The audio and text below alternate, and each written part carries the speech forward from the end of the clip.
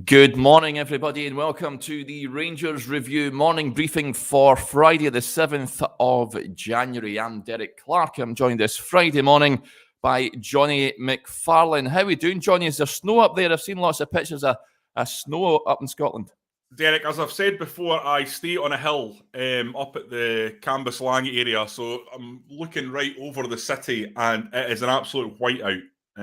Wow. I've got a Mac, so I can't turn the screen down to show you, but it's if I look out my window, all I see is a sea of white. It's certainly very, very cold indeed, and not roads you would want to be driving your car on, that's for sure. Yeah, definitely. Absolutely.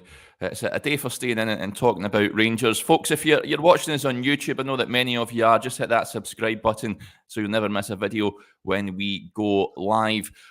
Lots of transfer rumours and tidbits to talk about this morning, Jonny. Let's talk, first of all, John Souttar. That's a name that won't go away. Reportedly, Rangers making a move to try and bring him in on a Bosman on a 3-year deal. It's been mooted. I think it makes sense. I talked briefly with Joshua yesterday about this. I think it makes sense for Rangers to consider him. I know he's had his injury troubles in the past, but for a Bosman, he's made it into the international reckoning of late as well. He's been Hearts standout player, and I know you're a big fan as well, so I guess you have no qualms if Rangers were to bring him in. Yes. A wee story about John Souttar. My friend is a massive Dundee United fan, my best mate. He lives in Dundee.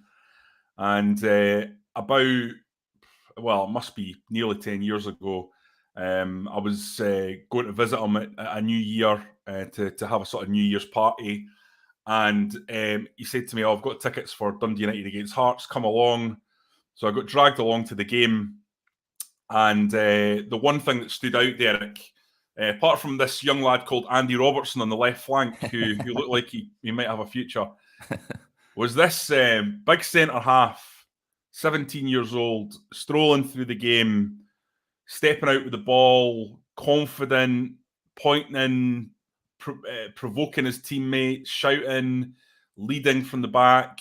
But most importantly, Derek, just playing with a real confidence of a guy who's watched a lot of continental football and plays like a continental defender. And it was really marked. I hadn't seen a kid like this for many a year in Scottish football. And I've always followed his career since then. And he's had real ups and downs. Dundee United let him go for like $100,000. That was before his injury problems, really, to Hearts, which was, it just sums up the basket case that was Dundee United under Stephen Thompson. And he's gone to Hearts, and he's been really, really good at Hearts. Hearts fans love him. It's just that ultimately he's had serious injury after serious injury, one on top of the other.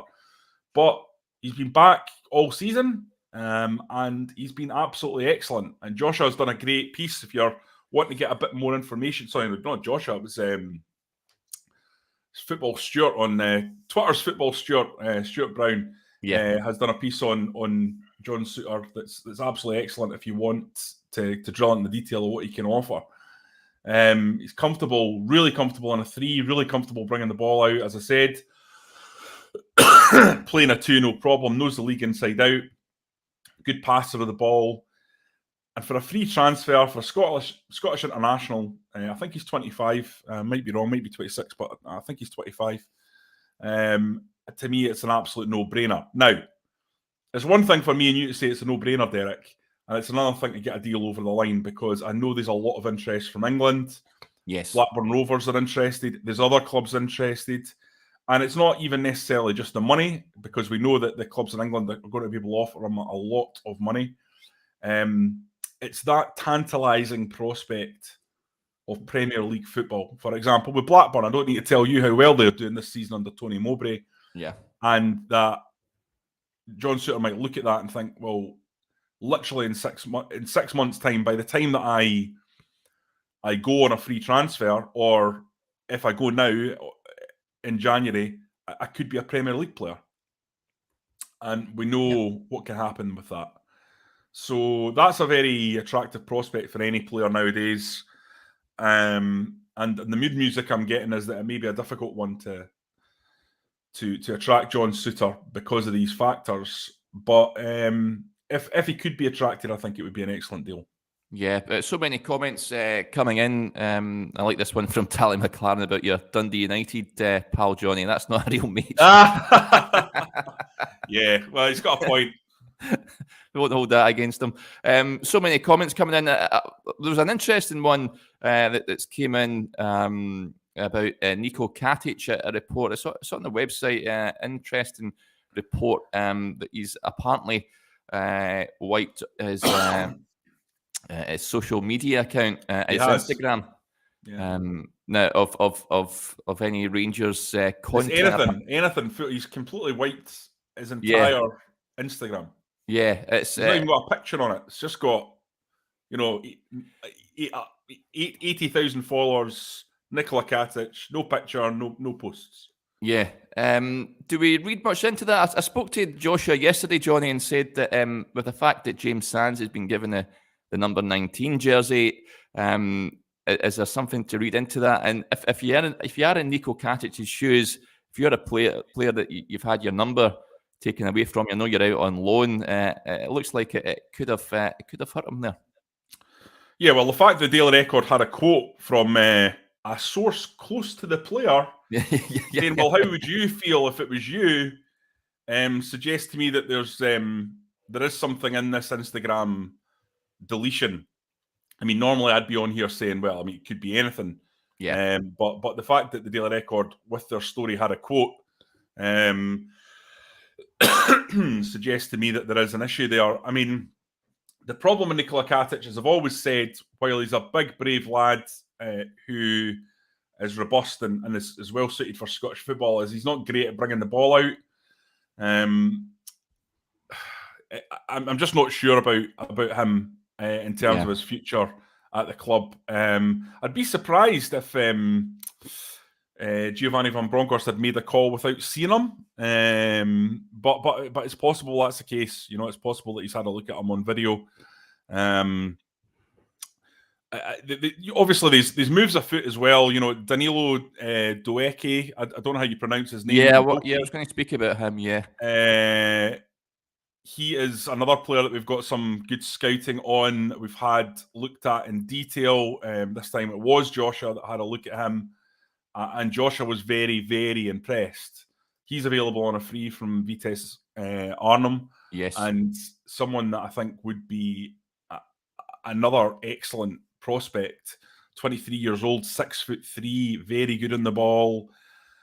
Just seems like an ideal guy to bring in. Now, listen, it's just fact. Rangers need defenders, mate. I know at the moment they don't need defenders.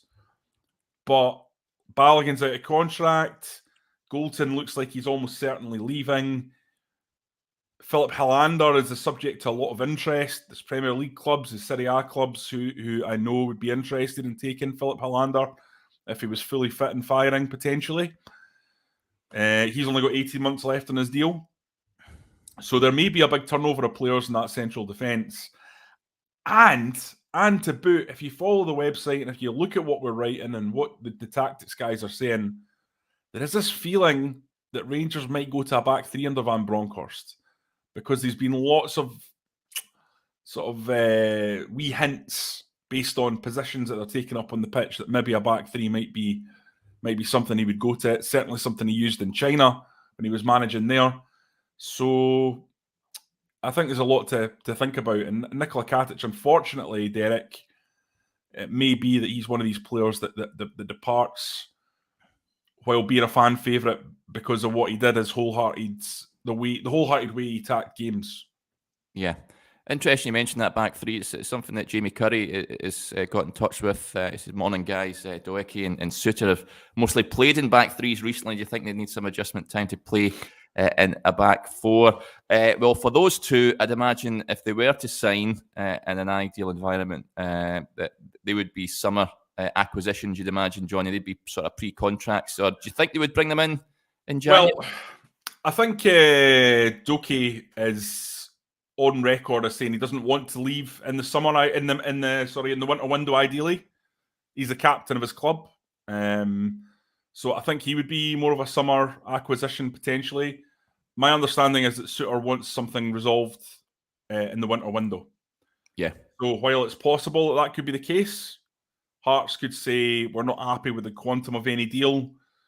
There are a number of things that can happen. I think the player, understandably given his injury records, wants any big deal tied up and doesn't want the opportunity for him to break a leg or something like that, in the next wee while and be back to where he started.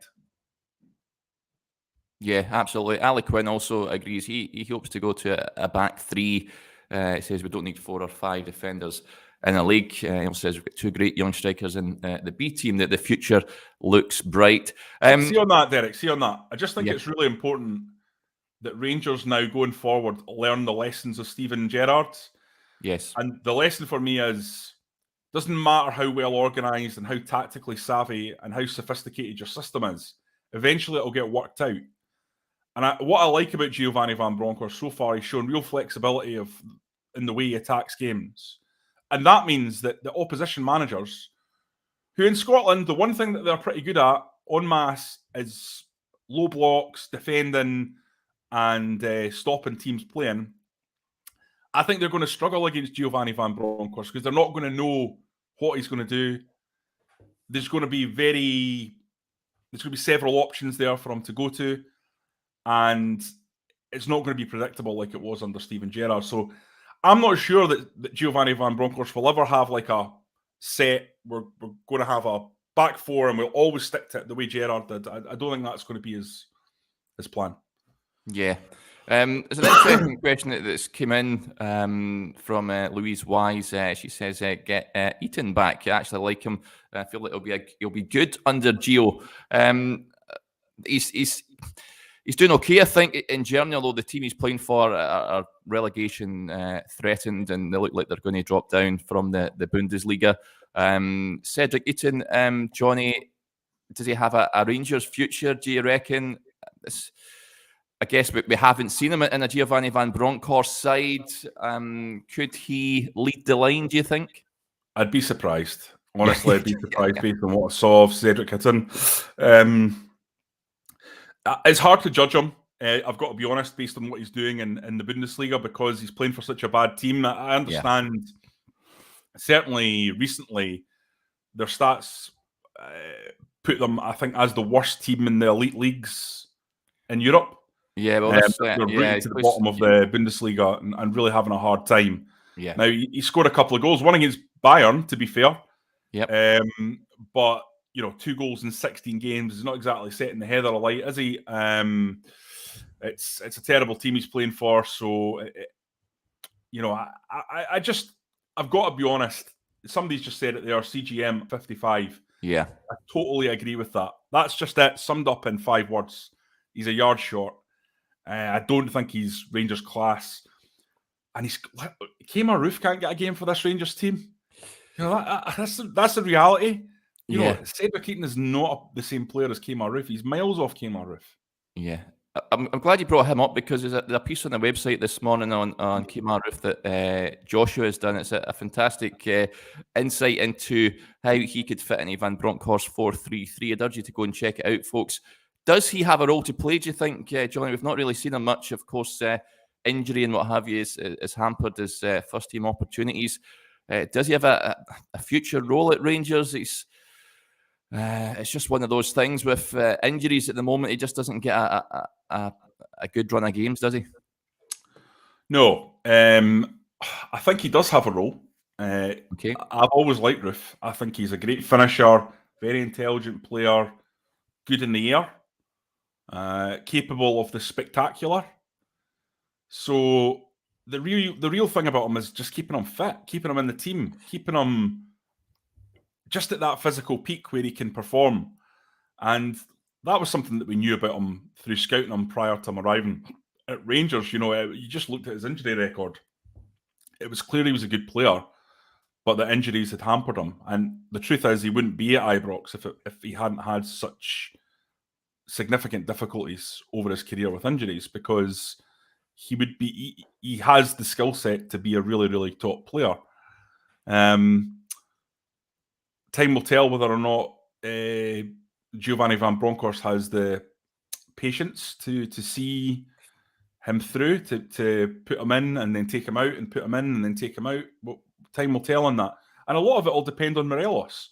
I mean, This is the thing about Morelos departing, that Rangers might say to themselves, well, we've got Kemar Roofe there.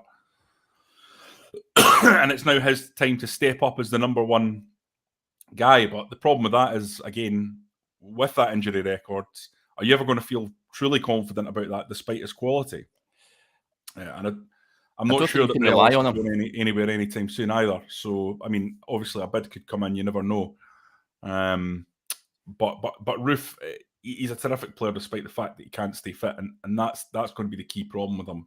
How Rangers deal with that, I really don't know. I mean, Rangers have got an excellent medical team, fastidious and very, very thorough in what they do, and they'll be doing everything possible to ensure that Kemar Roofe plays as many games as he can. But there's only so much you can do. Some players have got exceptional wear and tear in their bodies, and they need to be managed.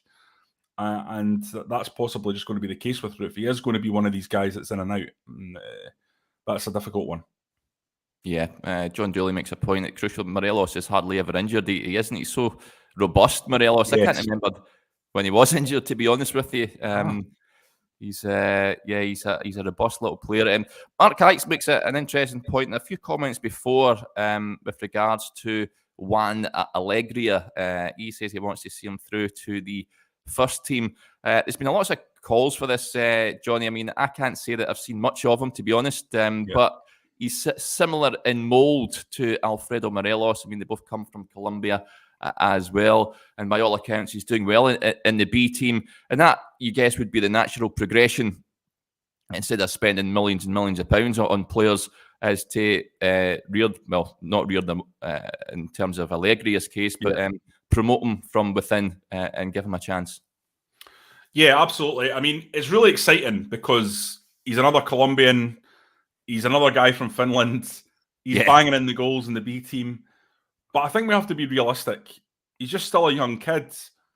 And I'll apply the same logic that I applied to the situation with Itten. You know, you've got Kemar Roofe there, who's an established player who can't get anywhere near that front line. Alfredo Morelos is on fire at the moment. And being realistic, Alfredo Morelos, when he's on fire, I mean, he's too good for Rangers, frankly, in the situation that Rangers are in at the moment. I mean, Alfredo Morelos, fit and firing, is a £20 million plus player, at least. At his best, he shouldn't be anywhere near Scottish football. And I say that with the utmost respect for Scottish football, even though it probably doesn't sound like it. What I'm trying to say is he is absolutely, able to go down to a Premier League and play for one of those teams. If Alfredo Morelos has the focus and has got his fitness, he is top for our game.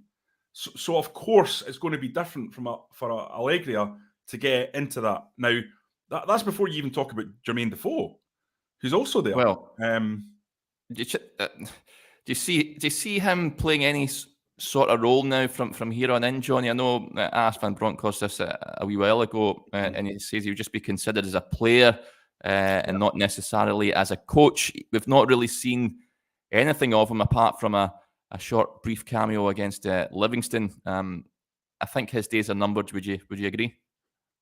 Yeah, and I've heard on the grapevine little snippets about potential interest in Jermain Defoe as well. It'll be interesting to see whether or not somebody would come in for him at his age and still want him to do a playing role. Still think he can do a job for a team, no doubt about it. I don't disagree with you, Derek. And I have thought for quite a while that it's a bit odd that Rangers haven't used him a little bit more as a sub. Yeah. And whenever I've seen him, he's still looked incredibly sharp. So he's someone I would have liked to have seen, but then he is, pushing on to 40 now. So you can understand that there may be things that we don't see in the training ground in terms of his mobility, in terms of his speed, etc. in terms of his all-round game and his ability to get around the pitch that we're not aware of. But the fact is, Jermain Defoe isn't contributing really. So you need to think about, I think, moving him on potentially, especially now that he's not in a coaching role, which can sort of soften the blow of the fact that he's not playing many games. Yeah. But Rangers still need backup. You know, we've talked about Roofe and how injury-prone Roofe is. If Defoe goes, then you've only got Morelos and Defoe. And then if Morelos gets injured, then you've got Defoe and Allegria. And then you're starting to go, well, Rangers are looking pretty light up top, given that it's a 40-year-old and a kid. Yeah. So, it's something to look for. But, you know, Scott Wright could probably play up front. Ryan Kent could probably play up front. Yanis Hadji, I think, has played as false nine a few times before. So that wouldn't be so much of a concern for me. Yeah, same here. Okay, folks, there's so many questions coming in. We don't have time to reach them all. I do apologise, but we'll do so. Keep them coming in. We'll be back on Monday. But thanks to everyone for interacting with the show as ever. Remember, if you've not already done so, if you're watching us on YouTube, just hit that subscribe button so you'll never miss a video when we go live. And also to subscribe to the Rangers review site itself to support top quality journalism covering the club you love. Just £2.99 a month. Just head over to the Rangers Review, rangersreview.co.uk/subscribe. Okay, we'll be back on Monday, but until then, enjoy your week.